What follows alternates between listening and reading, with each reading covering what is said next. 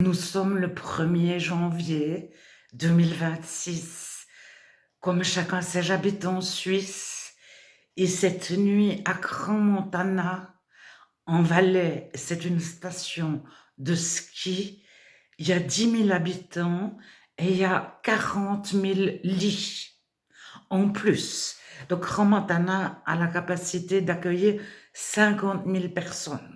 Quand tous les touristes sont là, 40 000 touristes, répartis de plusieurs petits villages qui ont formé Crans-Montana.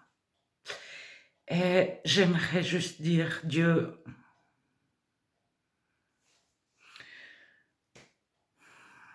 je ne sais pas quoi dire en fait. Nous t'apportons ces familles, ces grands brûlés. Nous ne savons pas pourquoi, Seigneur.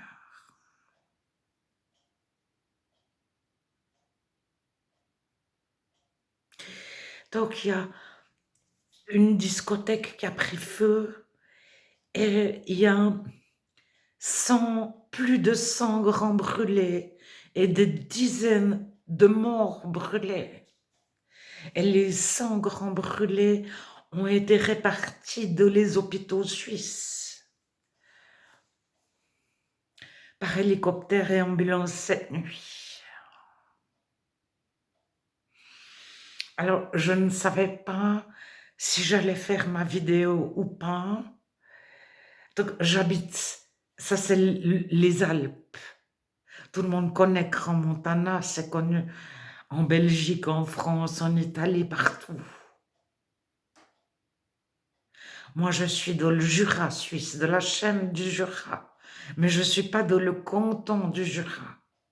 Et auparavant, j'étais dans un canton qui avait 3 églises d'État. Les catholiques romains, les catholiques chrétiens et les protestants sur un même plan. Ils prennent toutes leurs décisions ensemble. Alors, les catholiques romains sont arrivés très récemment, il y a moins de 100 ans. Auparavant, le canton de Neuchâtel était un canton protestant pendant 500 ans. Et dans les montagnes, avant, c'était la forêt.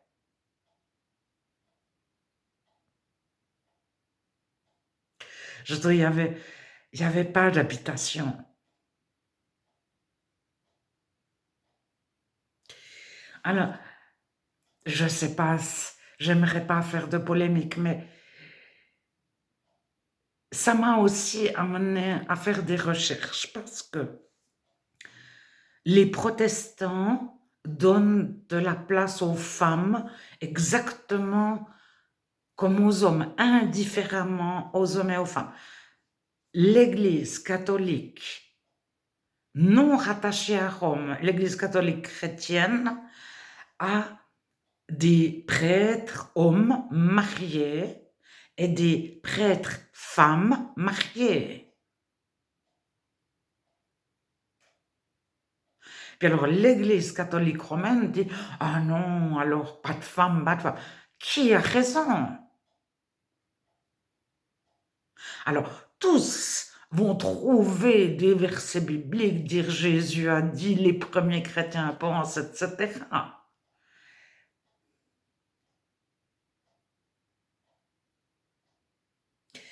Alors bon, on sait, enfin, beaucoup savent que le dakinisme, Thomas d'Aquin, vers 1150-1200, a masculinisé la Bible. Il y a des femmes qui sont devenues des hommes, entre autres. Et puis, les êtres humains sont devenus des hommes, etc., etc.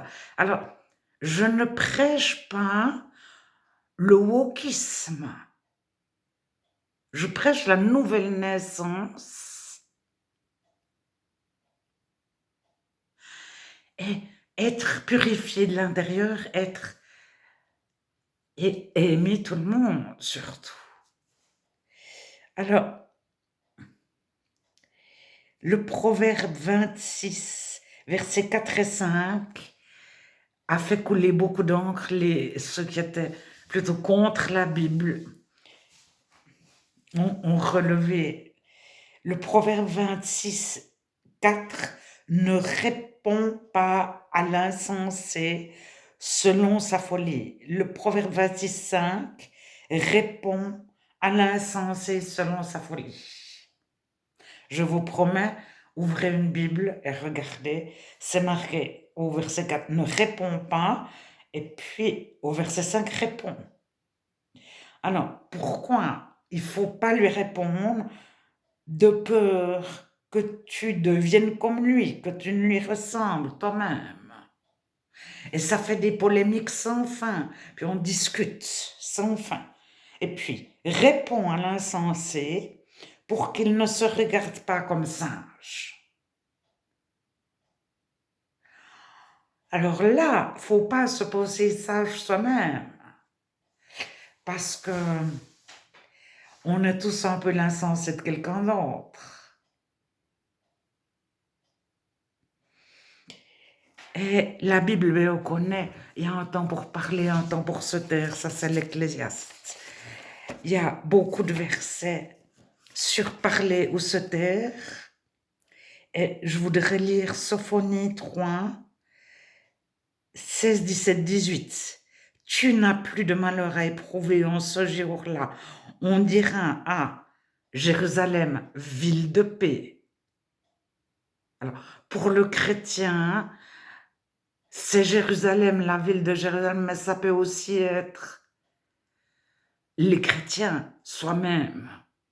Et Jérusalem, c'est Jérusalem dans les cieux, c'est-à-dire l'assemblée des juifs et des chrétiens. Alors, en ce jour-là, on dira à Jérusalem, ne crains pas, Sion, que tes mains ne s'affaiblissent pas. Idem pour Sion. L'Éternel, ton Dieu, est au milieu de toi comme un héros qui sauve. Il fera de toi sa plus grande joie. Il gardera le silence dans son amour. Il aura pour toi des transports d'allégresse. Alors, il gardera le silence de son amour. Alors, il y a deux compréhensions. Ça, c'est la Louis II. C'est une traduction un peu boiteuse. Mais il y a deux directions. Et c'est possible qu'en hébreu, le terme signifie les deux choses. Alors, il y a peuple, par exemple, dit tu seras toute neuve. Semeur dit, donc la traduction de la Bible des peuples et la traduction de la Bible semeur disent Dieu va te renouveler. C'est vraiment la nouvelle naissance. Il y a une autre, le rabbinat français Zadok Khan traduit il gardera le silence sur tes fautes, sur ton péché.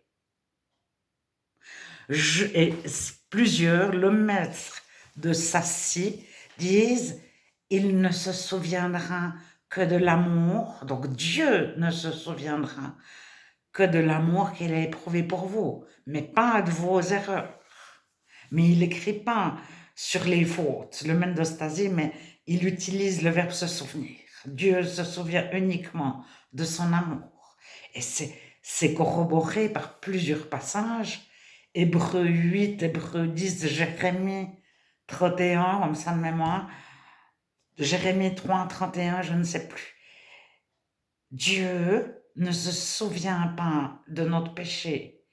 Et il y a encore, il jettera au fond de la mer tous vos péchés et il éloignera de toi tes transgressions aussi loin que l'Orient est éloigné de l'Occident. Alors, à un moment donné, est-ce qu'il faut parler ou se taire? Parce qu'il y a énormément de versets sur tout ce qui se dit en secret, criez-le sur les toits. Enfin, énormément de versets. C'est en tout cas dans Matthieu et Luc. Et je pense que c'est même 2 fois dans Luc. Luc 8, Luc 10.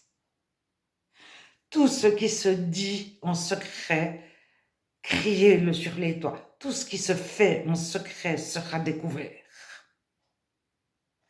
Et en même temps, il y a l'amour couvre toutes les choses. L'amour couvre toutes les fautes. Couvrir, ça veut dire garder le silence.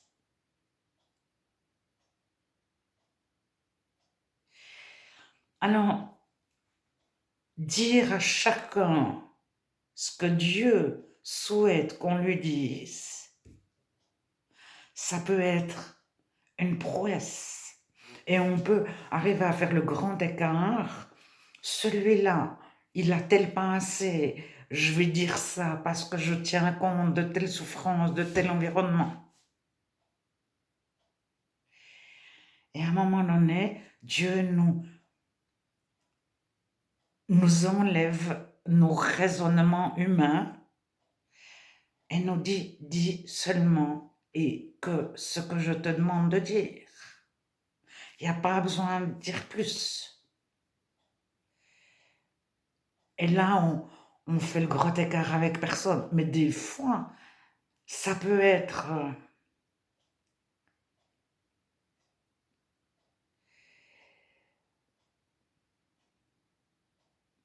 Enfin, moi, ça me sort tout seul. Et après, tout de suite, je mets des gardes à ma bouche. Tourner la langue cette fois dans sa bouche. Avoir des gardes à sa bouche pour pas parler trop vite. C'est de la Bible aussi, des versets. Et je dis, mais ça, je vais jamais dire. C'est... Alors, Dieu, il met le doigt sur murmurer. Murmurer, ça veut dire chuchoter, parler à voix basse. Et lorsqu'on murmure à soi-même ou avec quelqu'un d'autre, c'est souvent quand on est en manque de reconnaissance. C'est le contraire de la reconnaissance. Et on va murmurer contre trois personnes. Contre Dieu. Oui, mais Dieu, il réagit pas, il répond pas, il a fait ça, etc. On va murmurer contre soi-même. Oui, mais je me suis trompée, j'aurais pas dû si j'avais pas fait. Ou on va murmurer contre un ou plusieurs autres. Ceux-là font faux, si ceux-là faisaient juste, etc. Et le chrétien, il est éprouvé pour passer de la médisance, des murmures, de parler dans le dos des gens, à la louange. Mais ça ne veut pas dire non plus louer les gens, les flatter et puis les caresser dans le sens du poil. Celui-là, il est bien pour pour en tirer un avantage ou un autre. Mais à un moment donné, quand on a un esprit de reconnaissance, il est là tout le temps. Simplement, à qui est-ce qu'on s'adresse? Prier sans cesse. Ça ne veut pas dire réciter sans cesse quelque chose. Ça veut dire adressez-vous continuellement à Dieu. Alors, ça ne veut pas dire étouffer les murmures. Ça veut dire Dieu, j'ai mal là. Dieu, ceux-là font faux. On s'adresse à Dieu. On ne met pas sur le tapis. On ne nie pas. On n'est pas dans le déni. On n'est pas... Et on ne s'adresse ni à nous-mêmes, t'as fait faux, t'aurais pas dû, ou bien en pensant, ah, si je voyais celui-là, je pourrais dire ça. Non, non, non. Et puis s'il y a 10 ans, il n'avait pas dit ça, j'aurais pensé que. Puis hier, puis ce matin, etc. Et au moment où on priait, ça veut dire s'adresser à Dieu. Donc, si on a un souci, Dieu, j'ai un souci. Alors, on ne cache pas à Dieu, on le dit tout haut, c'est là qu'on ne dit rien dans le secret, on ne chuchote pas, on ne murmure pas, on ne parle pas à voix basse. Devant Dieu, ben, bien sûr on peut prier de son cœur, mais on dit à Dieu, j'ai mal, celui-là m'a fait ci, et puis moi je pense comme ça, et puis ceux-là, etc. Mais on s'adresse à Dieu, c'est ça prier.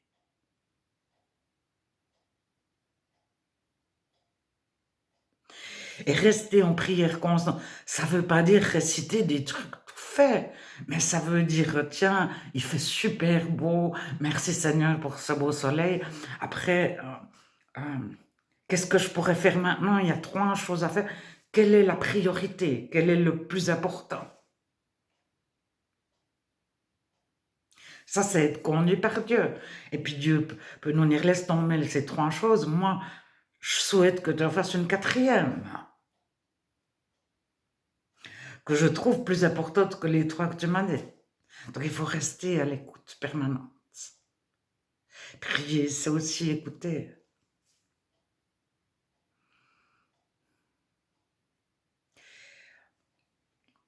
J'ai en arrière-plan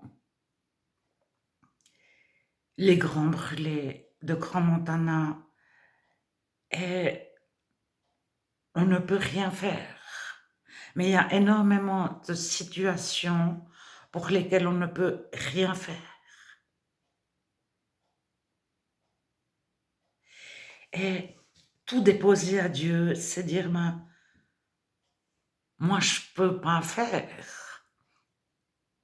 Parce qu'on a beaucoup d'idées, on aimerait faire ci, ça.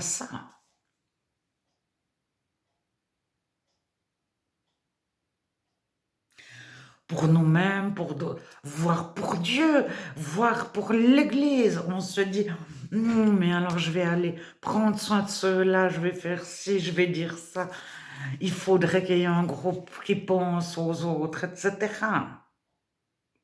Si c'est pas conduit par Dieu, c'est inutile, c'est vain, c'est stérile, c'est aller droit dans le mur.